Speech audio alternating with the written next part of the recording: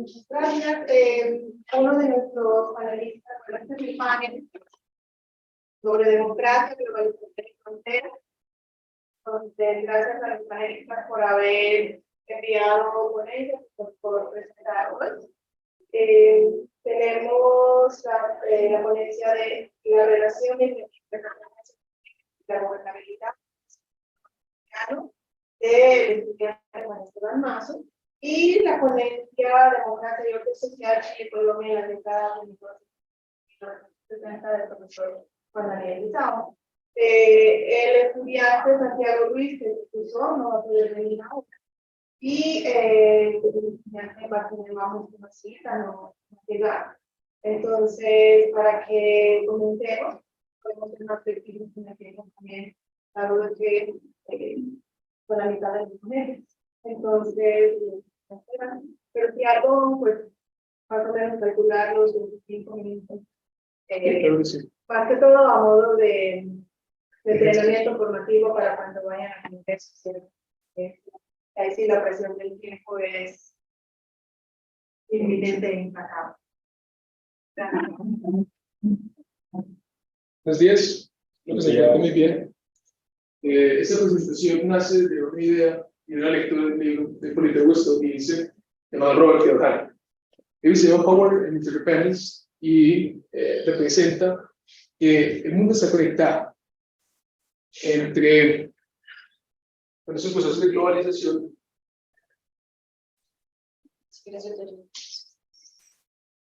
Así es.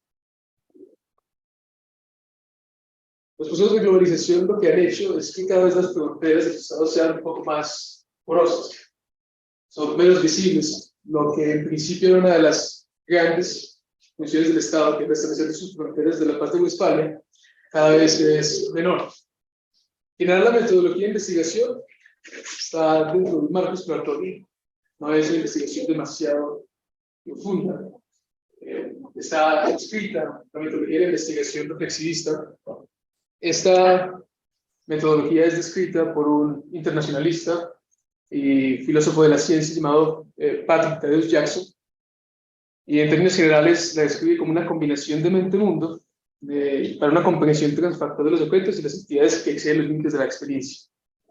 Es decir, que la ontología filosófica de esta ponencia será la monista, es decir, no hay una separación entre mente y mundo, y la ontología científica será transfactualista. Es decir, los objetos que se pretenden estudiar no necesariamente tienen que estar visibles, así es cierta en la experiencia empírica.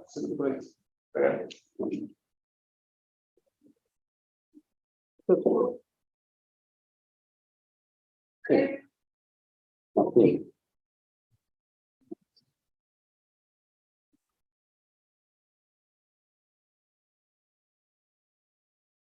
Justificación.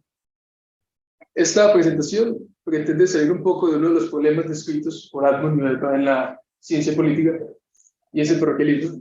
Es el intento por tratar de conectar dos conceptos de dos grandes politólogos, en el caso colombiano. También es una investigación que tiene un profundo carácter actual, debido a que se utilizan conceptos como la deuda pública. Es una coyuntura muy grande que vive el mundo actualmente, y es que en general los países están muy endeudados. También lo que pretende esta ponencia es agregar un poco más a la comprensión de nuestro país y darle esa visión al carácter acumulativo de la ciencia política. ¿Esto? En general, esos serán los 7 ejes estructurantes de la ponencia. En principio tenemos la introducción, los puntos en común de 2 series de desarrollo descritas por Robert Gilpin, consecuencias de las relaciones económicas entre estados y organismos internacionales, la deuda pública, la capacidad de mando de los estados desarrollados y finalmente las conclusiones. He de aclarar que en términos generales las áreas de desarrollo son muy diversas, se han profundizado en muchos aspectos y muchas perspectivas, pero las que utiliza esta ponencia son las que son descritas por Robert Gilpin desde la perspectiva de la política económica internacional. Este sería Robert Gilpin en su libro de Political Economy of International Relations, expone las ideas comunes entre dos grandes teorías del desarrollo, que según él marcaron la pauta durante mucho tiempo, que son la teoría liberal del desarrollo y la teoría marxista del desarrollo. Y el politólogo estadounidense Robert Kiyosaki lo que dice es que el mundo vive actualmente algo que se conoce como una interdependencia compleja. En los estados cada vez son más incapaces de garantizar sus propias opciones de seguridad, en todos los sentidos, y por eso escogí estos dos politólogos para hacer esta presentación. Bueno, los puntos en comunes son algunos. Finalmente, Robert Gilpin expone que, en principio, lo que une a estas dos teorías de desarrollo es que la comunidad internacional o la asistencia internacional es necesaria para el desarrollo de cualquier país desarrollado. Con ello, cualquier tinte de desarrollo que se pretenda en un país desarrollado tiene que tener el apoyo, sea por parte del colonialismo, como lo expresa la teoría marxista, o como el libre mercado, que es parte de la teoría liberal del desarrollo. Se ponen algunos argumentos, y es que, finalmente, la asistencia internacional por parte de la teoría liberal dice que la importación de capital será necesaria para el desarrollo de todas las tecnologías. Y en el caso de la teoría marxista, aquí lo explica refiriéndose a Lenin, es poner ejemplo con la India, con el desarrollo de la India. Y es que Lenin expuso, según Robert Gilpin, que el primer paso para el desarrollo de cualquier país es el colonialismo, o la asistencia internacional en el caso del liberalismo. Y expone un caso que fue la construcción de los ferroviarios, totalmente necesarios para el desarrollo, por parte de la corona británica, que después de la liberación de la India, lo que facilitó fue que el país tomara unos tintes de desarrollo. Y lo dice. Gilpin expresa que Lenin defendía que para una eventual modernización de países menos desarrollados, el colonialismo era la primera fase. Eso es porque la exportación de capital, tecnología y experiencia de las colonias dependientes desarrollaría las colonias y al mismo tiempo retardaría el desarrollo de los países desarrollados. Finalmente, ambas teorías exponen que las condiciones de su desarrollo están ligadas a lo doméstico. Es decir, que los culpables de que los países no sean desarrollados son los propios países. Y expone que las políticas económicas de los países son totalmente necesarias para el desarrollo. En estos casos, las políticas económicas representan esta atribución a lo doméstico. En general, Robert Gilpin dice que a raíz de malas decisiones políticas en materia de políticas económicas, los países siguen en esa condición de subdesarrollo.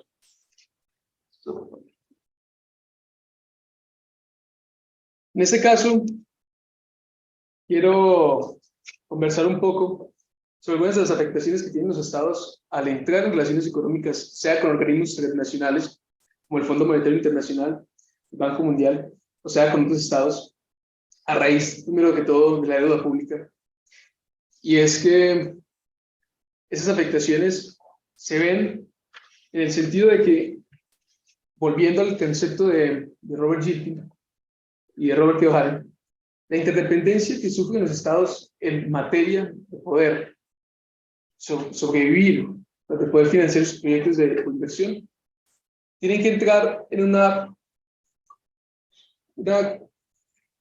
voluntad entre esos organismos.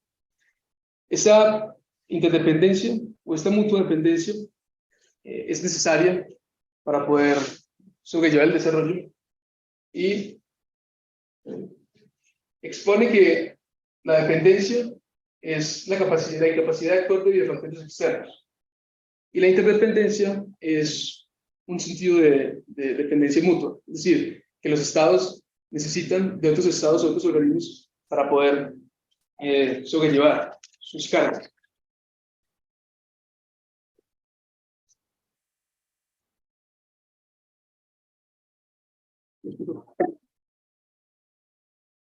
Voy a empezar con la deuda pública. Es uno de los pocos elementos de esta presentación.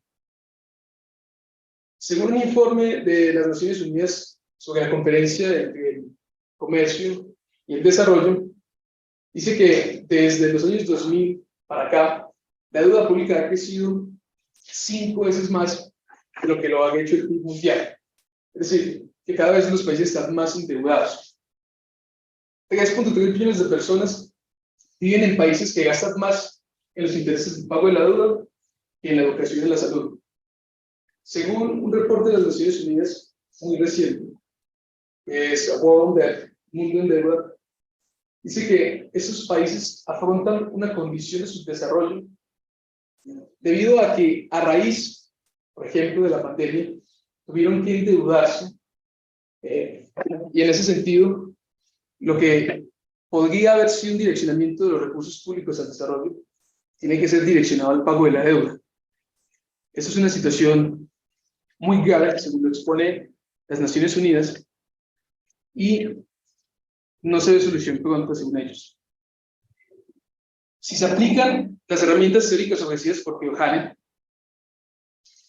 la interdependencia de los países, en este caso como una conexión mutua, tiene que ver con que cada vez es más difícil sobrellevar las cargas básicas de un Estado, como lo pueden ser la salud o la educación, debido a que el gasto público tiene que ser direccionado a cosas como el pago de los intereses de la deuda y no al funcionamiento de los estados.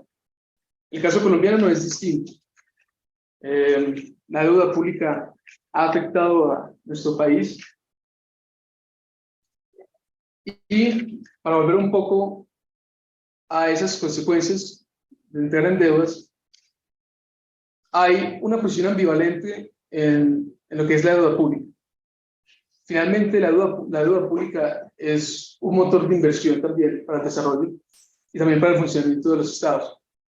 En este caso, la conexión que hacen Robert Keohane y Robert Gilpin sobre la deuda es que cuando hay una gran deuda pública y no es direccionada al fomento de los sectores productivos, es decir, malas decisiones en políticas económicas, lo que hacen es arrastrar a los estados al ciclo de la deuda. Una de las consecuencias de entrar en estas deudas son los condicionantes que ponen organismos como el Fondo Monetario Internacional para poder avalar estos créditos. Sencillamente es una respuesta al factor de riesgo que tienen algunos estados, es decir, algunos estados no tienen un buen aval, tanto de la banca privada como de estos organismos. Son países que tienen un alto riesgo de no devolver sus deudas y algunos de esos condicionantes que propone el Fondo Monetario Internacional para poder hacer que esta deuda sea menos riesgosa es la necesidad de respaldos financieros de la banca privada, un análisis de la coyuntura económica y financiera, así como las necesidades del financiamiento, es decir, a dónde se va a redireccionar el financiamiento para el desarrollo, para el mantenimiento, un consenso entre el gobierno y el Fondo Monetario Internacional, además de la adopción de políticas económicas. Esto se conoce como condicionalidad de la política económica, y es un elemento fundamental para los préstamos entre el Fondo Monetario Internacional y otros estados.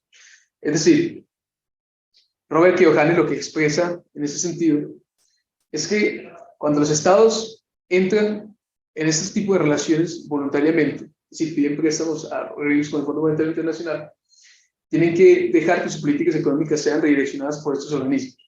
Que los estados tienen menos capacidad decisoria en sus políticas económicas y que por lo tanto los proyectos de diseño de sus políticas tienen que ir evaluadas por el Fondo Monetario Internacional para poder recibir ese tipo de préstamos. Puede ser una consecuencia en torno a la autonomía que tienen los estados en sus propias decisiones. Sin embargo, la otra postura es que el Fondo Monetario Internacional provee asesoramiento a los estados para poder llevar sus políticas económicas de mejor manera. Es una posición ambivalente porque algunos de ellos consideran que es un ataque a la autonomía de los estados en términos de decisión, y otros consideran que es positivo porque podrán adoptar políticas económicas que favorezcan la propia estabilidad del Estado. En este caso, ofrezco un ejemplo de una política económica que en principio solucionó un problema de crisis en nuestro país, que fue el Fondo de Estabilización de Precios de los Combustibles. Esta política nace a raíz de que el precio de los petróleos alrededor de los 2000 estaba muy inestable y el gobierno toma la decisión de financiar el precio de los combustibles, dejarlos a un precio estable. Finalmente tuvo razón el gobierno de turno de poner en marcha este fondo de estabilización, pero como fue sostenido en el tiempo, se ha visto que este fondo, a pesar de que el precio del petróleo, en general de los combustibles, se haya mantenido estable durante mucho tiempo, pues el fondo seguía financiando el precio de los combustibles. Con esto, hubo un déficit fiscal dentro del fondo y el Estado tuvo que endeudarse más tendrá que endeudarse más para poder financiar este tipo de fondos. Es un ejemplo de una mala política económica. El Fondo Monetario Internacional evaluó la decisión que tomó el actual gobierno de dejar de financiar los combustibles, porque era una de las formas en las que seguiría desangrando las arcas del Estado, así decirlo.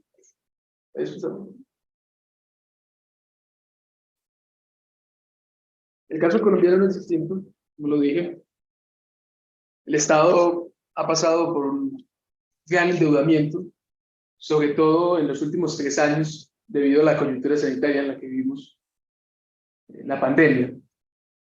En este caso, la deuda pública ha crecido cercano a los 180.000 millones de dólares, que es cercano al 56,4 porcentuales en nuestro Producto Interno Bruto. Y entre 2017, 2018, 2019, se puede ver que en comparación de estos 6 años, es decir, del trimestre 2017, 2018, 2019 y el trimestre del 2021, 2022, 2023, el Estado se ha hundido un 10% más y está haciendo que la característica del riesgo del Estado incremente. Ahora, la banca privada, dentro de la banca privada podemos encontrar bancos como JP Morgan, que hacen análisis de riesgo de los estados. Se encuentra que el sistema financiero colombiano tiene un riesgo del 50,4%, muy alto, lo que hace que los intereses de los préstamos con esos organismos o con otros estados acreedores de la deuda pública se incrementen. Por eso, por ejemplo, los CDTs, que es una de las formas de invertir, están dando intereses tan altos, porque el riesgo del Estado colombiano de pagar sus deudas está incrementando. Esos datos los saco del Banco de la República, por cierto. En el plan anual de inversión del actual gobierno, el Congreso aprobó aproximadamente 506 billones de pesos en inversión, en mantenimiento, de los cuales para el cuatrenio de este presidente se están invirtiendo más de 98 billones al pago de la deuda. Un gran porcentaje. Eso nos deja que este redireccionamiento de los recursos al pago de la deuda lo que hace es que estos recursos no puedan ser direccionados a otro tipo de proyectos de inversión pública, como por ejemplo el establecimiento de la carretera, de las vías, la llegada de internet a las zonas del país, entre muchos otros. En el caso del PIB colombiano, en relación con la deuda, pues no, los datos no son muy esperanzadores. El caso es que el PIB colombiano está en un estado de estancamiento. Hay algunos organismos internacionales que están viendo que Colombia entró en un periodo de recesión llamado estanflación. Es decir, la economía de nuestro país está tanto estancada y está sufriendo de altos niveles de inflación, lo que es un problema para cualquier país. Una de las hipótesis de este trabajo es que la coyuntura económica es importante para la estabilidad política del país. Ningún Estado ha podido sobrevivir, ningún gobierno, mejor dicho, a las coyunturas económicas negativas. Es por eso que la deuda pública presenta un gran peso para los estados en general y actualmente con la coyuntura de la deuda a nivel internacional, no solo de nuestro país, todos los países están endeudados. Es que el Fondo Monetario Internacional empezó a negociar con los estados algunos fondos de emergencia a raíz de nuestra coyuntura sanitaria. Recientemente fue aprobado, es finalizando el gobierno de Iván Duque, un salvoconducto de deuda pública para situaciones de emergencia. Y las conclusiones de todos esos datos y todas estas relaciones entre deuda pública y gobernabilidad es que también es una posición ambivalente. Dentro de la teoría del gasto público se dice que si se aumenta el gasto público a través de la deuda pública, en inversiones de los sectores productivos, inversiones en términos de mantenimiento del Estado, pues es positivo, porque finalmente el crecimiento de la economía a través de la inversión pública va a sobrellevar las cargas de la deuda. En este caso, la coyuntura sanitaria nos deja que la deuda pública creció y sin embargo la economía no lo hizo. La posición es ambivalente porque algunos consideran que la deuda pública, los estados no deberían entrar en estos acuerdos voluntarios de deuda pública, generalmente porque las políticas económicas de los estados no están diseñadas para el fomento del crecimiento económico, en muchos casos. Por eso son las evaluaciones de riesgo. Y finalmente, dejamos uno de los análisis, y es que si no hay inversión en obras públicas, la gobernabilidad tiende a reducirse. Esto podría mejorar si los recursos destinados al pago de la deuda fueran destinados a la inversión en los sectores productivos. Después hablamos.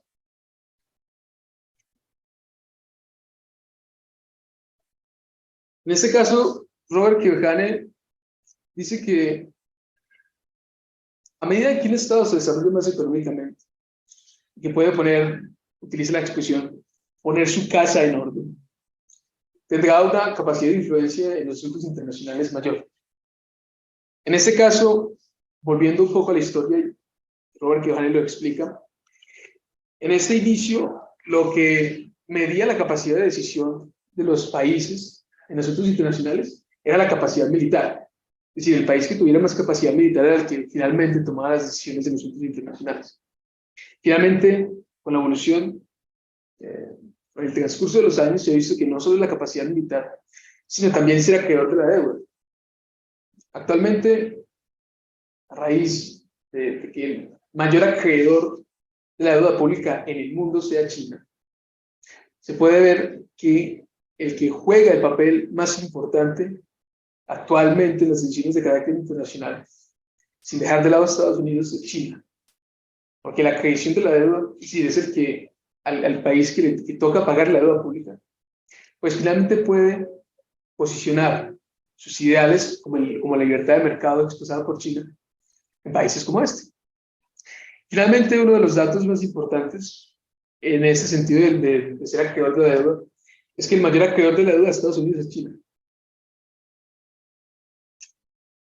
Lo que hace que la coyuntura en materia de decisión sea aún más grande. En este caso, quiero remitirme un poco a la historia de nuestro país y también a uno de los conceptos de Robert Keohane, que es la interdependencia o vulnerabilidad. En la administración pasada hubo un acuerdo bilateral entre el gobierno de Estados Unidos y el gobierno colombiano, llamado el Plan Colombia. El gobernante de turno, Andrés Pastor Arango, y el gobernante de turno de Estados Unidos, llamado Bill Clinton, acordaron un fortalecimiento institucional de Colombia, y Estados Unidos invirtió cerca de $10.000 millones en la guerra contra las drogas.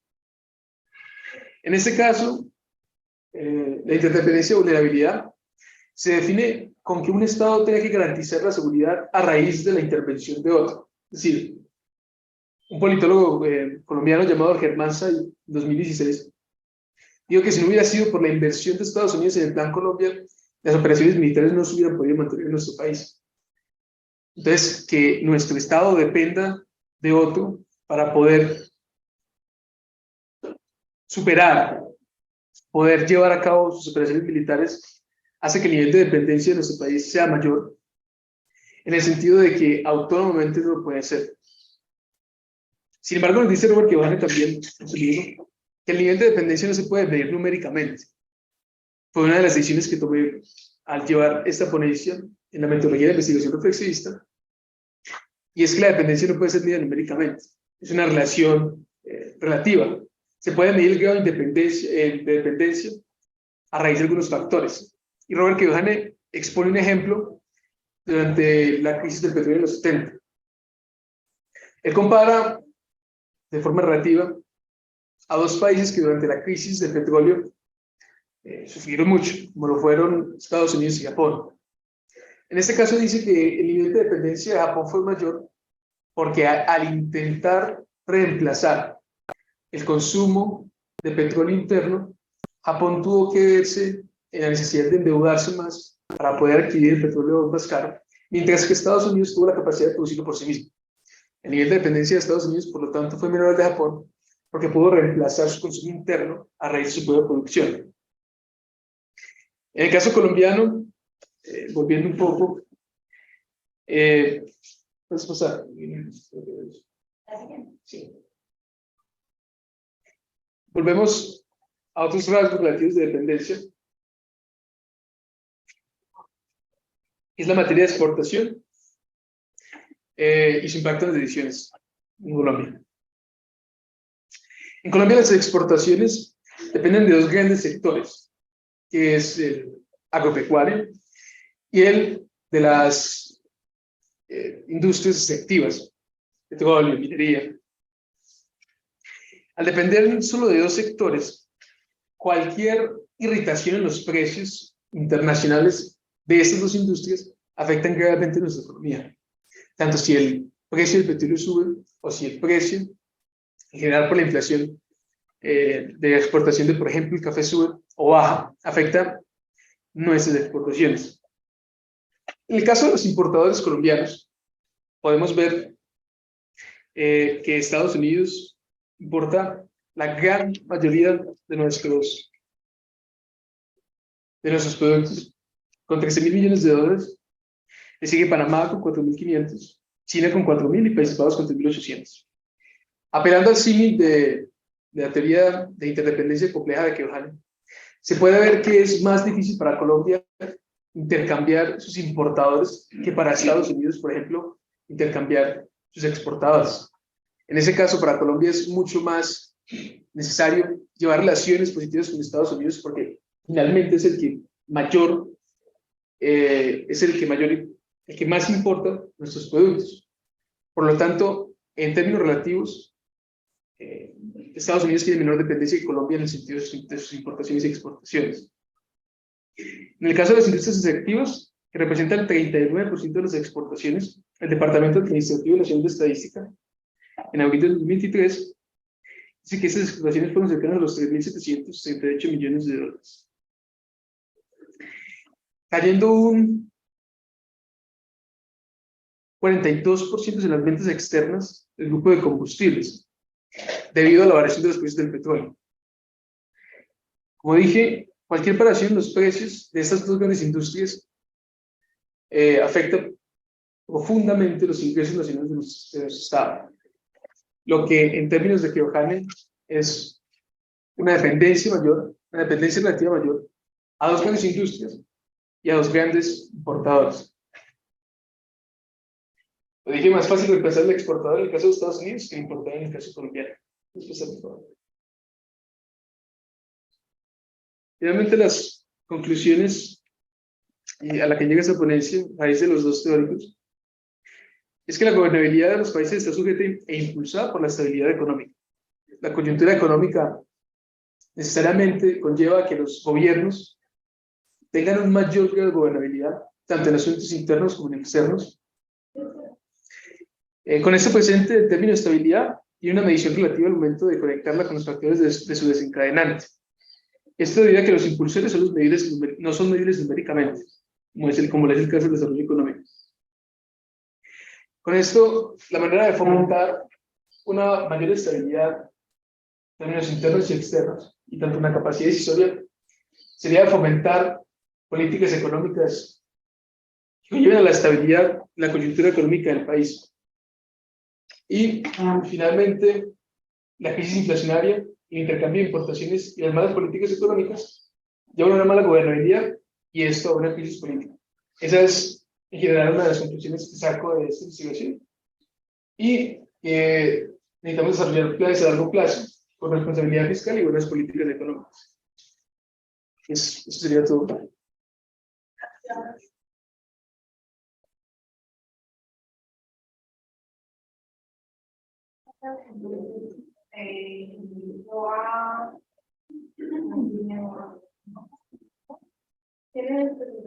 Sí, sí.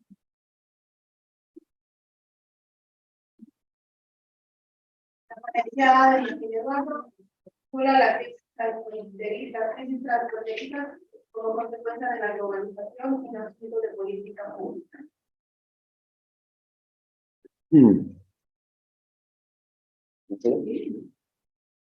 Listo. Muy buenos días a todos. Pues ya la profe dio la presentación del nombre mío y de la presentación pues, de la ponencia. Entonces, primero voy a dar las antesalas. Primero que todo,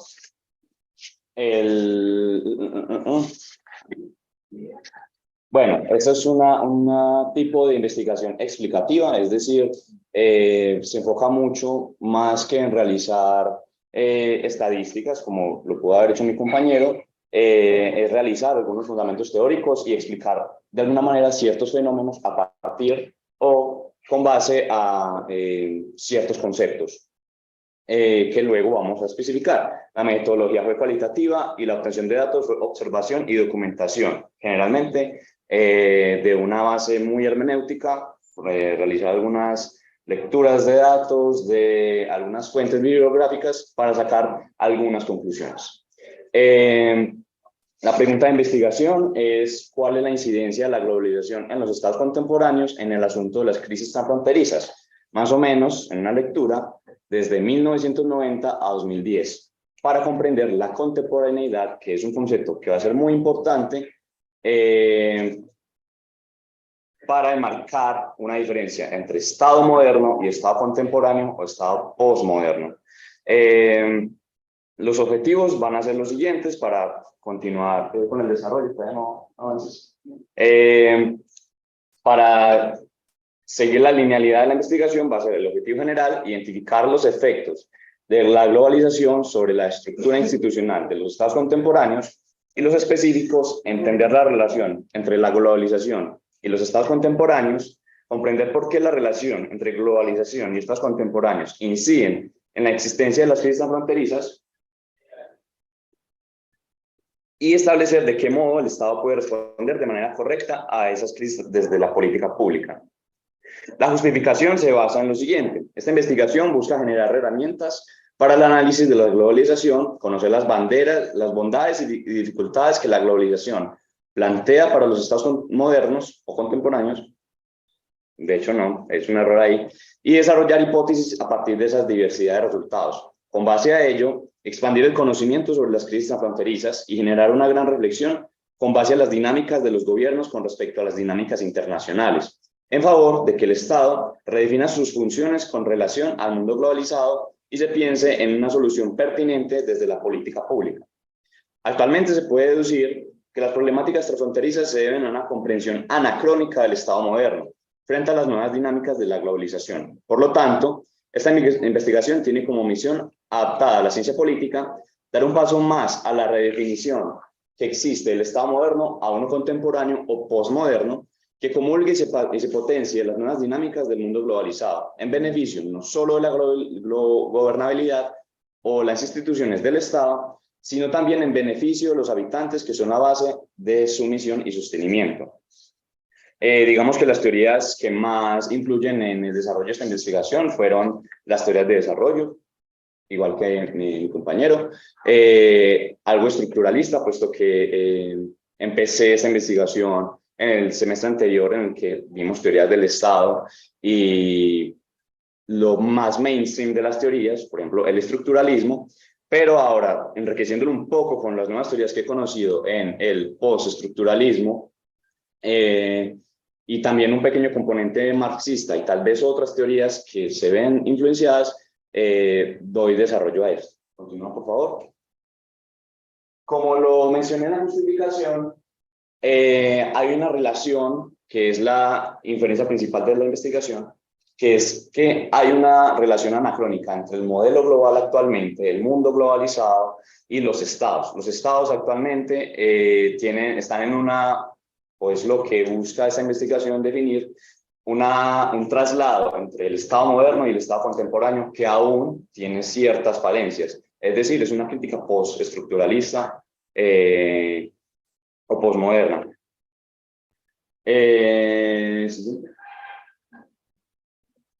Listo, primero me baso la investigación, perdón, se basa en la autora Wendy Brown, en el texto intitulado Estados amurallados, soberanía en declive, en el que una de las principales tesis de este texto es que los estados tienen una tendencia actual a amurallarse, a cerrar sus fronteras, a crear muros, por ejemplo, entre estados para evitar problemas externos, sea la migración, sea, por ejemplo, el tráfico de cualquier tipo de hasta sustancias, alimentos, personas, y entre otras cosas que digamos que hay un tipo de xenofobia hacia el exterior. ¿Por qué? La tesis que saca Wendy Brown es que hay un Estado westfaliano, es decir, basado en la paz de Westfalia, en la construcción de lo que hoy llamamos países y Estado-nación. Es decir, que aún hay una concepción de los estados basados en la cultura, la religión, el lenguaje, las fronteras, en búsqueda de una soberanía, lo cual, pues claro que fue una solución en la modernidad en contra del Estado teológico, la creación de la soberanía bajo la corona del rey y digamos el contrato social, para crear pues una soberanía con base al territorio y la cultura. ¿Cuál es el dilema actualmente? Que eso posiblemente ya esté en decadencia. ¿Por qué? Estamos en un mundo globalizado en que las murallas son cada vez más porosas. No solamente las tangibles, sino las intangibles. En cuestiones como el Internet, las redes comerciales, las redes de cooperación internacional, las instituciones internacionales, las relaciones interestatales o hasta el propio intercambio social. Entonces, esa es una de las principales dicotomías que se muestra actualmente. Ahora, la globalización. La globalización es uno de los conceptos principales porque es la influencia sobre el Estado. La investigación que se hizo al respecto fue que la globalización pues tiene una definición tanto económica como política, que las dos de hecho se pueden unificar de una manera muy simple. Lo que se refiere es que hay una influencia... No está. Sí, bueno, aquí lo tengo. En lo cultural, la industria y el desarrollo tecnológico. Esas son las principales componentes a señalar. Bueno, y me salté esta parte. En el Estado moderno, pues también se crean la defensa de las libertades, el Estado liberal, el Estado de bienestar y el problema de soberanía. Listo, entonces con respecto a la globalización, ya sabemos que hay una influencia. La globalización no se busca, digamos, satanizar con esta definición, sino por el contrario, analizar las dos posturas. Que la globalización puede traer tantas buenas cosas como malas cosas, no lo pongamos en conceptos morales, sino en beneficios y dificultades sobre los estados. Ya vamos con el problema principal, que es la soberanía. Mientras no hay una institucionalidad fuerte, la influencia de la globalización se ve más o menos afectada con respecto al Estado. Y el único que se ve afectado al respecto, de momento, es el Estado. Continúa, por favor. Entonces, digamos que la tesis principal se basa en que la globalización afecta sobre el concepto de soberanía del Estado moderno. Sí, porque ya lo recordamos, no nos basamos en unas cuestiones ni teológicas, ni culturales, ni sociales, ni religiosas, sino en cuestiones tal vez algo ya más dispersas. Entonces, ahora nos basamos en las tesis de Mauricio García y José Espinosa en el derecho al Estado, los efectos legales del apartheid institucional en Colombia, la cual busca como solucionar el problema social en Colombia con base a la soberanía.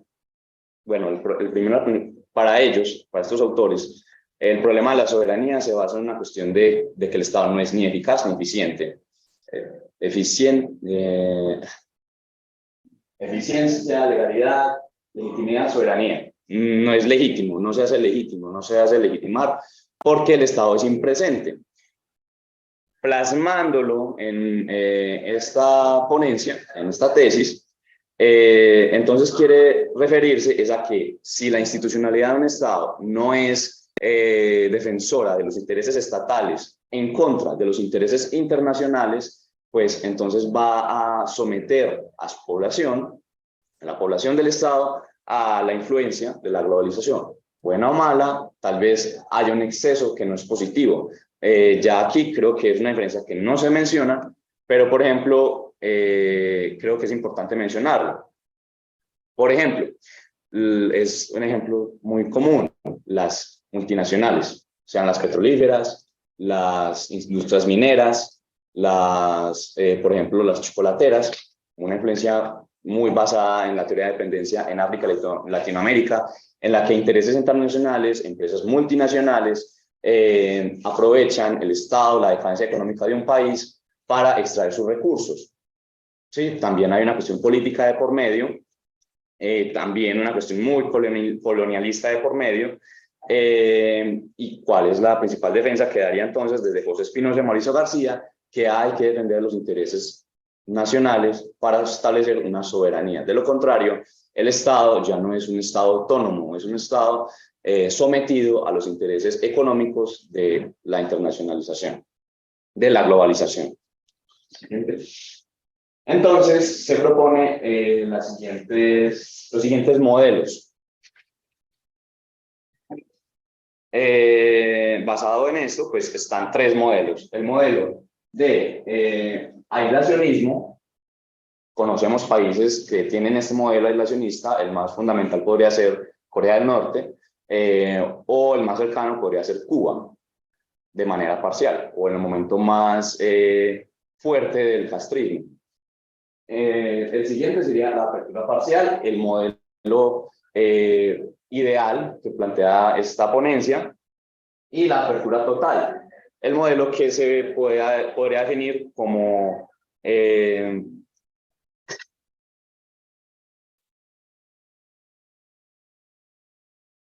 principal ejemplo para lo que no se debe hacer. Por ejemplo, el Estado aislacionista plantea un cierre total. Entonces se plantea desde la globalización y el Estado como principales fuentes, o principales fuentes de análisis, por así decirlo, unas definiciones. Está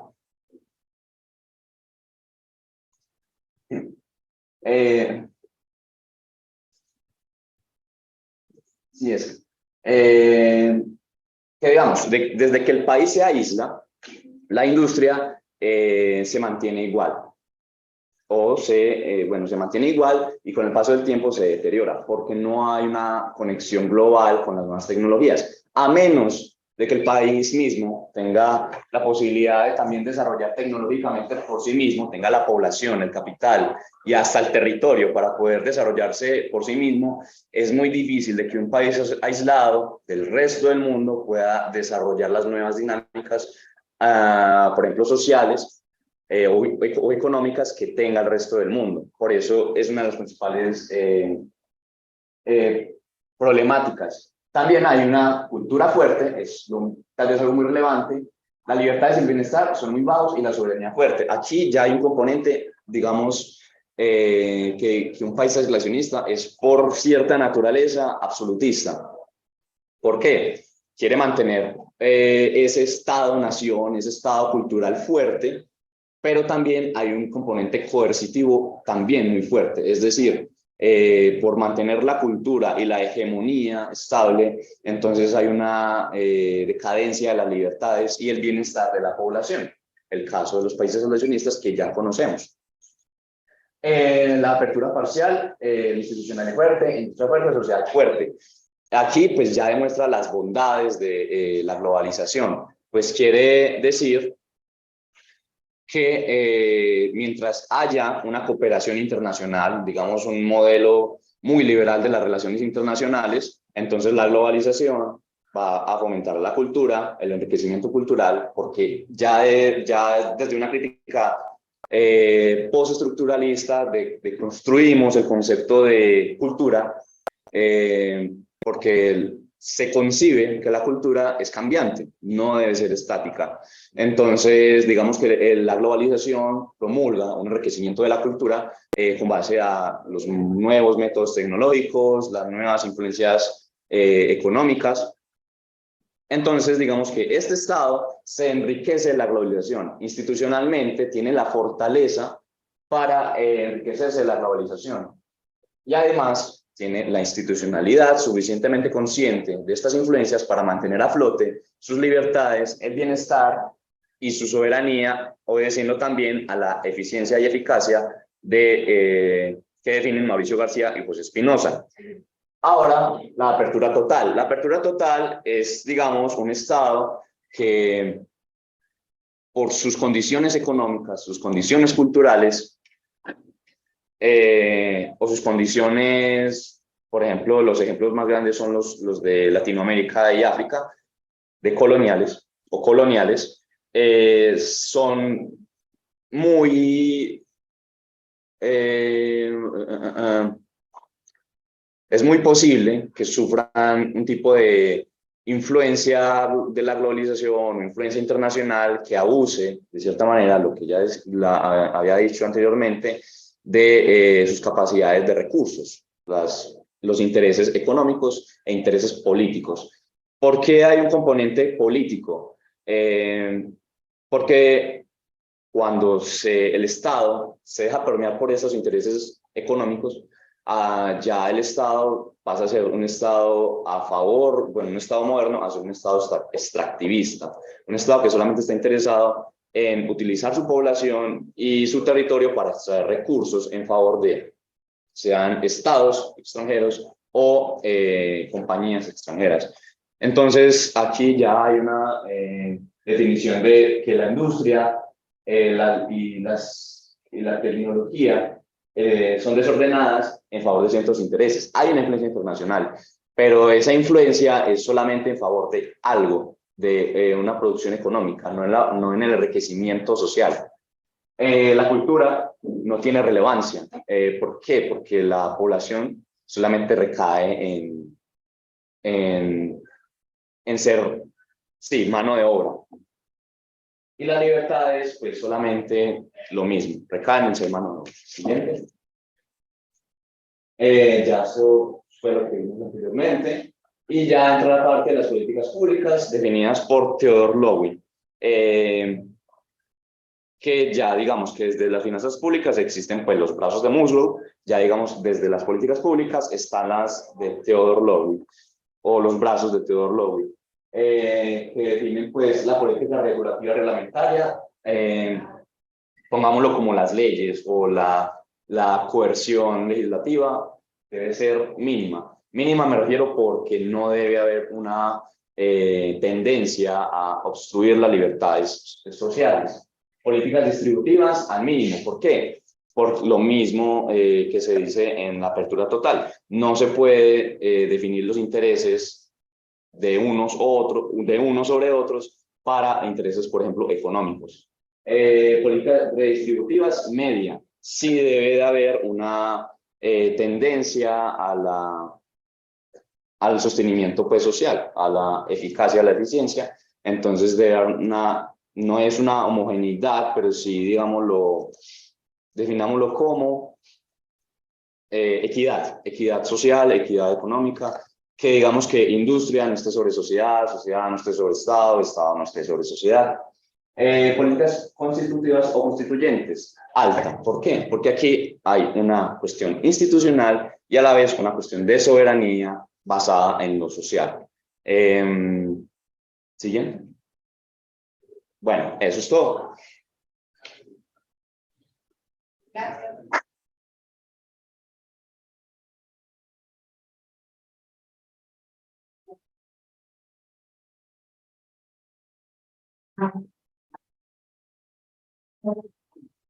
Transparencia, figura, democracia y orden social.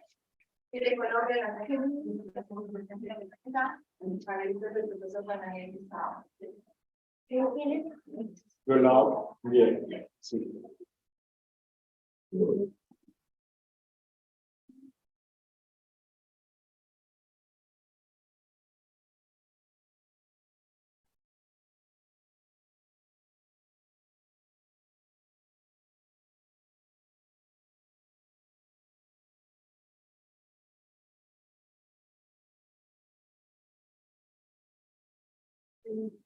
Era eso.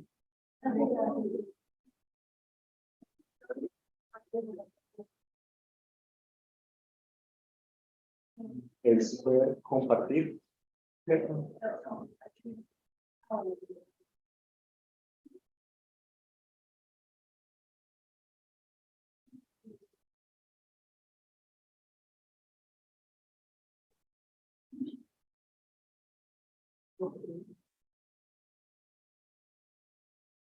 No, buenos días.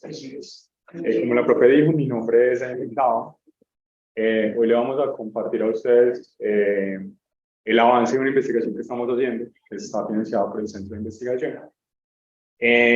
Lo primero es decir, pues, que en estos momentos los integrantes del proyecto somos Paulina y yo, como investigador principal, y Paulina como joven investigadora. Pero antes es hace, no sé, 3 meses, nos estaban acompañando otras estudiantes, como investigadoras, todas integrantes del semillero que coordina América Latina en perspectiva comparada. Entonces también hablar pues sobre todos nosotros como integrantes del proyecto creo que es muy importante, porque el trabajo de ellas, si bien el proyecto se aprobó como en mayo de este año, desde, no sé, noviembre del año pasado estábamos trabajando en la lectura, en la planeación, en la construcción del proyecto. Entonces creo que es muy importante mencionar pues a Brenda Montes, a Laura Mojica, a Melissa Valencia como parte del proyecto, como parte de la ideación y como parte de esto que les vamos a compartir a ustedes el día de hoy. Bueno, yo creo que debo partir diciendo que este proyecto hace parte de una agenda de investigación que yo tengo, que también está relacionada con una tesis de doctorado que estoy adelantando, que se pregunta por la democracia en América Latina. Y en el marco de esta agenda de investigación, anteriormente habíamos realizado con Melissa, con Laura Mojica, pero también con Daniela Arias, una investigación también financiada por el Centro de Investigación que se llamó Modernización Estatal y Democracia, Colombia y Guatemala en la década de 1960, que incluso ya pues nos aprobaron una revista y estamos pendientes de unas correcciones para que quede publicada, y que conversa directamente con esta idea de investigación. Hay una cosa muy importante acá, y es que, como ustedes pueden ver, acá nos estamos preguntando por la democracia y no tanto por la modernización del Estado. Y lo que ha ocurrido en esa conversación es que nos hemos dado cuenta que, en cierto sentido, la modernización del Estado, que tiene mucha relación con lo que hablaba ahorita nuestro compañero de las teorías del desarrollo, ha sido entendida de diferentes maneras, pero sobre todo hay una búsqueda implícita cuando pensamos en la Guerra Fría de América Latina, y es la relación del desarrollo con la democracia. Y en ese sentido, de la antigua investigación que era sobre Guatemala y sobre Colombia, que veíamos la modernización de una forma más directa, más relacionada con una idea desarrollista, capitalista, en esta investigación por lo que nos preocupamos es por la democracia. Y hay una cosa muy importante acá, y es que es por eso por lo que nosotros nos preocupamos por la democracia. No es la democracia como proceso, que es muy importante, pero que lo observamos más como una condición teórica, y nosotros nos preocupamos es por la democracia como orden. ¿Qué significa que haya un orden democrático? ¿Cómo se plantea esa relación del orden democrático? ¿Y qué significa este orden democrático en la vida social de las personas que están al interior de estos países?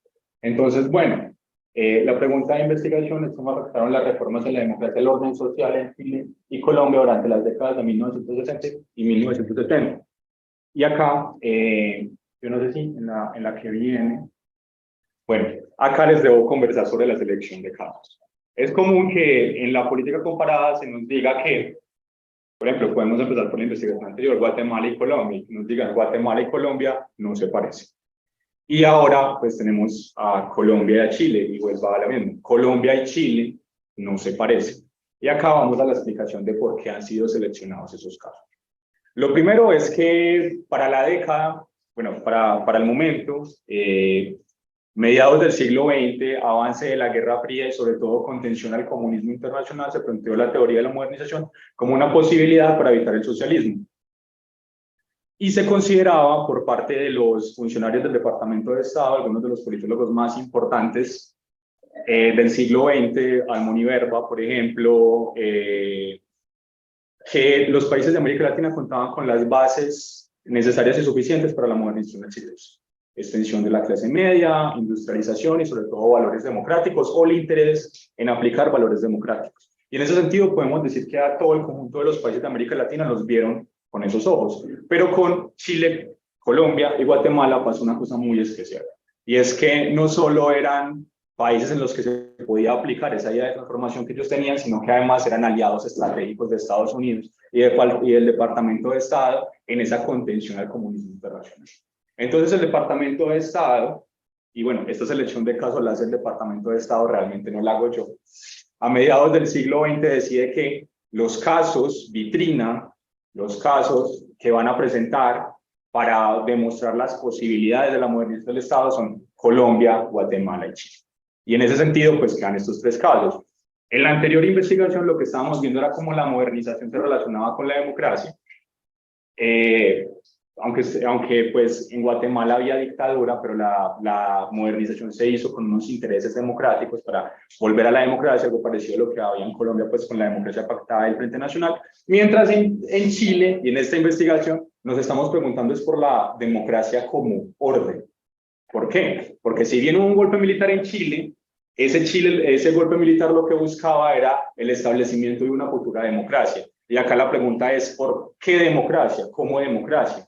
¿Qué sentido de la democracia si ustedes con lo que están cortando es con el proceso democrático? Y acá es donde vuelve pues la teoría de la modernización y nos dice, no, es que lo que había en Chile no era una verdadera democracia. Lo que había en Chile era una democracia de tipo delegativo, de tipo socialista, un tipo atrasado de democracia, y lo que vamos a hacer a partir de esta dictadura es llevarlos por las sendas del verdadero orden democrático relacionado con los valores capitalistas que pregonaba pues Occidente y Estados Unidos en la Guerra Fría, pero sobre todo en relación con una forma de entender el orden.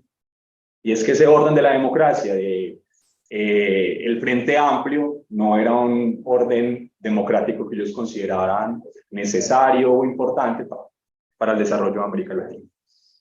Entonces, bueno,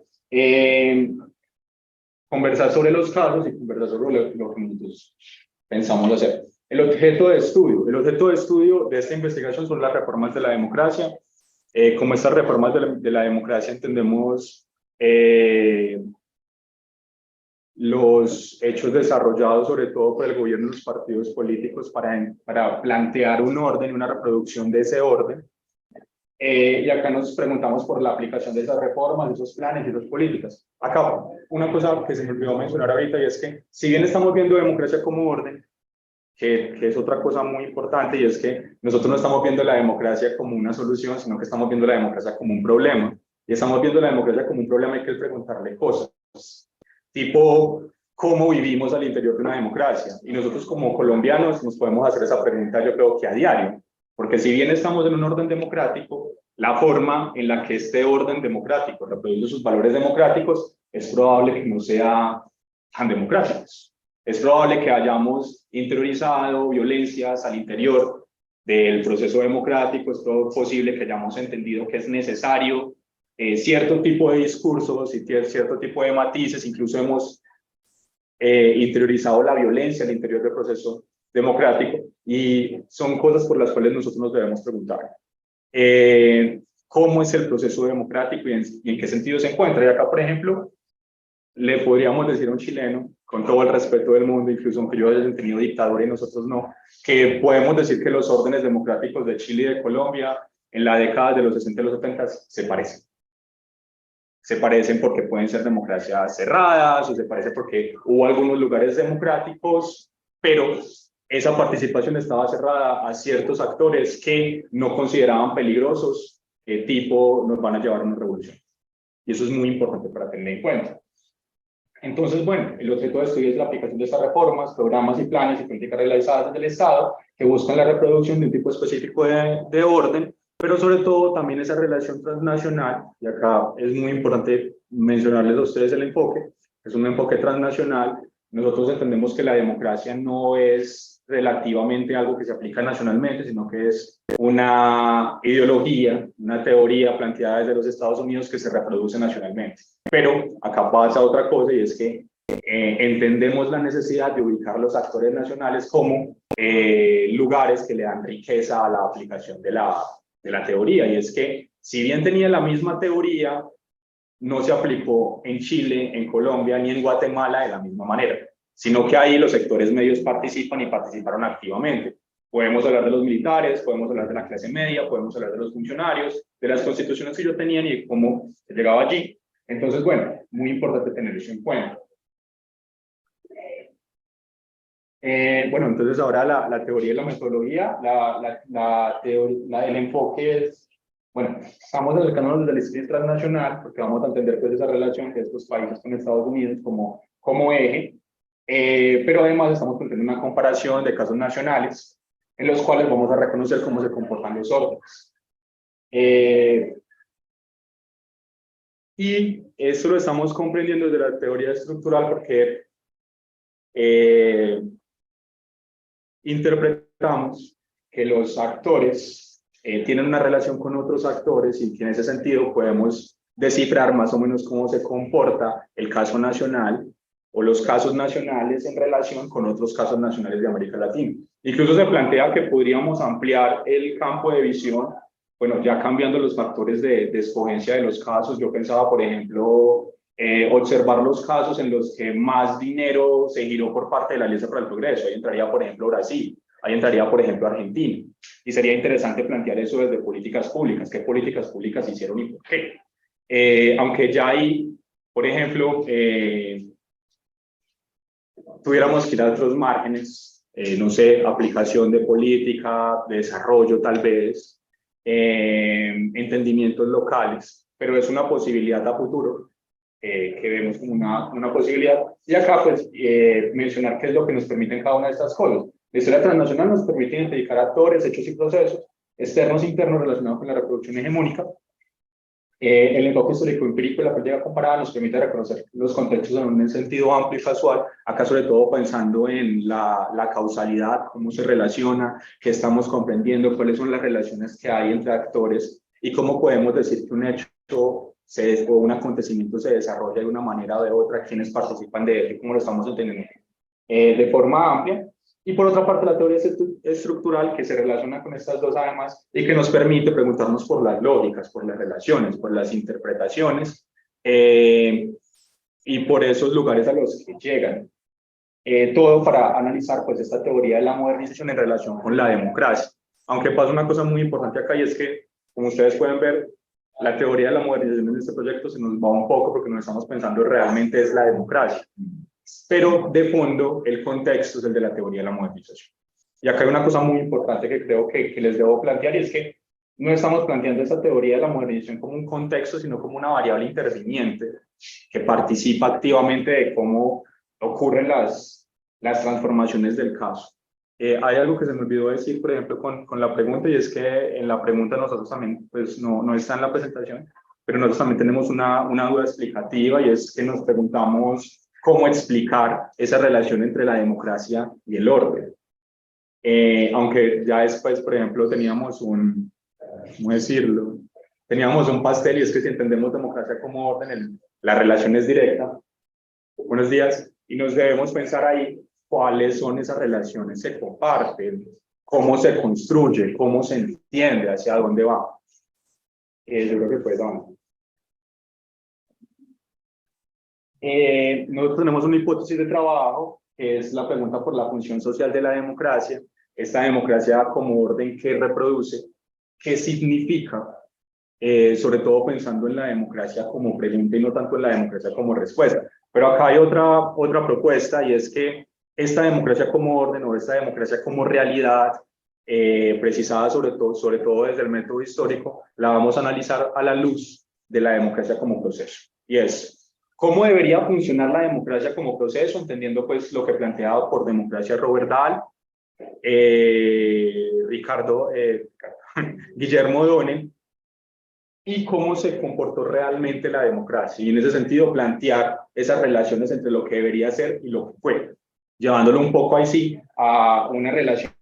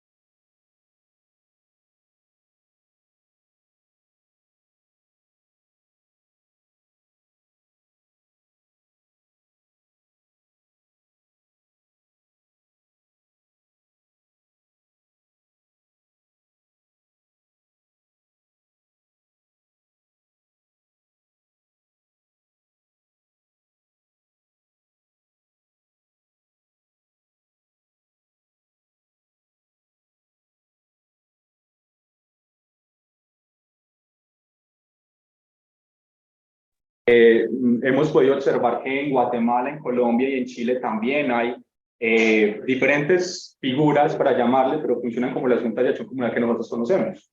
Y en ese sentido podemos ir hasta lo más local, lo más comunitario y entender que esta democracia como orden funciona incluso en los lugares más bajos, por decirlo así, de la ubicación geográfica de la política. Entonces es como se reproduce este orden, esta teoría hemisférica en lugares comunitarios específicos. Y esta democracia como orden, ¿qué es lo que nos está diciendo? Por ejemplo, ahí también podemos ir a las investigaciones que se han hecho sobre el SIMBAC, sobre la vivienda, y cómo la creación de barrios comunitarios, cómo la creación de proyectos comunitarios también está relacionado con una idea de orden social y en cierto sentido también con esa idea de construir una democracia desde la base, pero una democracia con unos valores específicos relacionados con la idea de modernidad capitalista de la Guerra Fría, que también es muy importante eso allí, es qué tipo de democracia estamos construyendo. Si la democracia la estamos entendiendo realmente como proceso, o si la democracia es más otra cosa que nos quieren hacer creer y en la cual nos quieren hacer vivir, pero que no necesariamente estamos viviendo.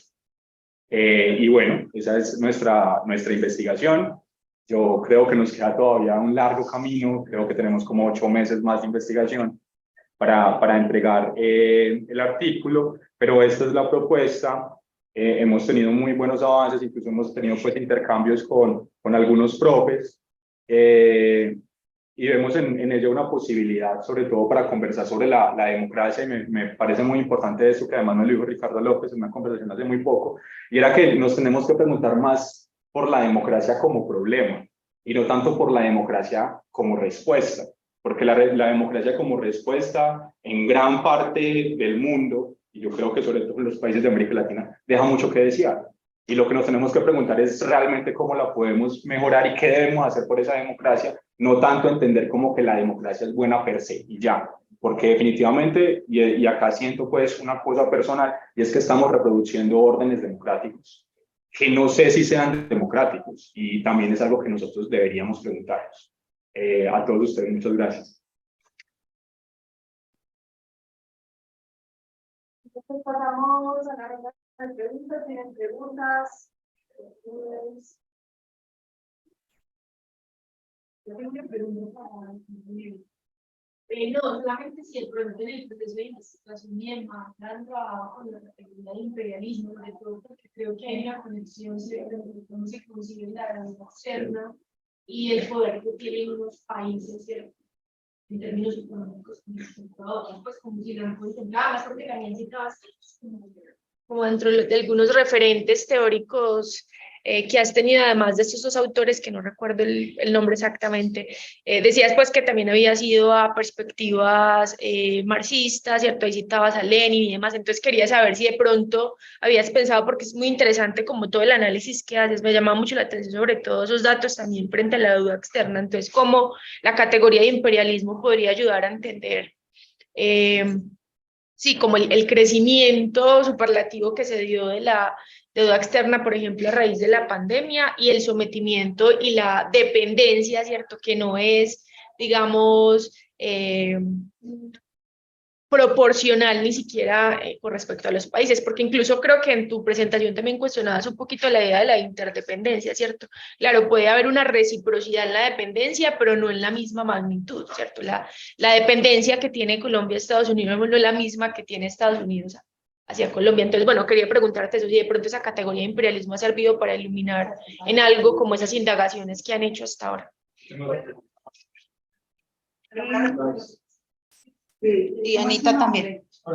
Juan Esteban, yo también tengo una inquietud de algo que tú planteaste y que me genera una gran inquietud, y es eso que dijiste de que en la medida en que China adquiere un mayor endeudamiento, también tiene la posibilidad de posicionar mejor sus intereses. Sin embargo, pues cuando uno hace una lectura de lo que ha significado el endeudamiento público de todos los países de América Latina, siempre lo hemos leído en clave muy negativa por la mayor dependencia que esto genera de Estados Unidos.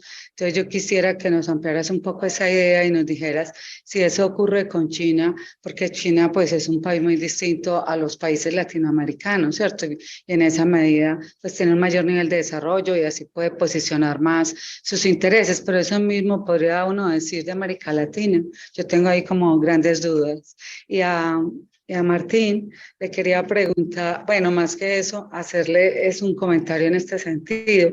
Es verdad que las industrias extractivistas en América Latina pues están generando una suerte de apartheid institucional, y nosotros en una investigación que hicimos aquí en la facultad sobre la minería artesanal en Marmato, pudimos ver cómo la presencia de una multinacional minera como la Gold Mines en ese territorio hizo que el Estado colombiano, en vez de defender los intereses de los habitantes del territorio, se alineara más con la multinacional para defender los intereses de las multinacionales. Entonces quería preguntarte si es en ese sentido que se habla de apartheid institucional.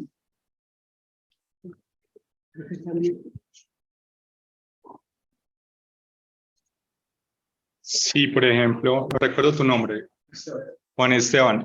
Yo me preguntaba por la aplicación específica de estos directrices, por ejemplo, el Fondo Monetario Internacional. Hay un caso que es el argentino, yo creo que ya todos lo conocemos, y lo conocemos ya más por los memes que realmente por Lo que ocurre que siempre llama al Fondo Monetario Internacional y pide cada 4 años un nuevo fondo, un nuevo giro, un nuevo giro, un nuevo giro. Y hay una pregunta con el caso argentino y es, bueno, ¿hasta dónde llega esa intervención? Si la intervención es realmente del Fondo Monetario, la intervención es más bien de las políticas nacionales de Argentina, porque de cierta manera ellos aplican las doctrinas como a ellos más les favorece. Entonces también ahí la pregunta es, bueno, ¿hasta dónde llega esto? Ellos lo pueden hacer así, no lo pueden hacer así, son la recomendación del fondo. Si el fondo está en contra, ¿por qué le sigue aprobando? ¿Eso qué sentido tiene? Entonces también sería bueno preguntarse en eso, si ya es más en un sentido político, si en un sentido económico, si en un sentido directriz, pero ¿qué es lo que ocurre allí? Si quieren responder, y ya logra Sobre la categoría de imperialismo, realmente no lo había tenido en cuenta. Era más bien como, realmente la lectura marxista es de segunda mano, es de primera mano. En el caso, Robert Hilton es una lectura sobre Lenin, sobre un texto que él escribió sobre la industrialización de la India, y decía que bueno, este primer paso para el desarrollo era la asistencia internacional. Pues es como asistencia internacional en el sentido imperialista, claro, es una colonia, pero la colonia traía el desarrollo en términos de la construcción de los ferroviarios y demás, pero tomar en cuenta la categoría de imperialismo para seguir avanzando en la investigación. Realmente es no puedes primer paso. pensar más la duda si la habías tenido. Sí, sí. Son el Sobre sobre la deuda, no es que China sea el que se endeuda, sino que es el acreedor de la deuda. Es decir, los estados pueden entrar en deuda tanto con organismos internacionales como el Fondo Monetario Internacional, o pueden entrar en deuda con países como China. Entonces, lo que hace China es actuar como un banco, pues por así decirlo, prestándole dinero a los países, también con ese análisis de riesgo de la banca privada. Y lo que hace China. Se juega el mismo papel de Estados Unidos. Sí, o sea, compra los bonos de deuda de Estados Unidos. Es decir, para poder emitir deuda pública, los estados emiten bonos y los acreedores, es decir, los inversionistas, lo que hacen es comprarlos. Entonces, compran bonos del Estado, bonos de deuda, y China finalmente pues, ha mantenido lo que se conoce ahorita como la diplomacia de la deuda. Entonces, empezó a adquirir deuda pública de muchos países, entre ellos Estados Unidos, para presionar decisiones económicas. Es decir, para poder, por ejemplo, solventar la deuda pública de Estados Unidos, sí o sí Estados Unidos tiene que sentar con China. Es como esa es la presión que ejercen los chinos en esa parte. O sea, no, exactamente, no fue lo que utilizó Estados Unidos con las guerras, sino que China lo hace más bien con la deuda. Y realmente China es el acreedor de la deuda de muchos países, además de Estados Unidos. Muchos países africanos están endeudados con China, países latinoamericanos también con China, y Argentina también está endeudado con China. Entonces, como en materia de políticas económicas, al igual que el Fondo Monetario Internacional, China tiene una palabra ahí.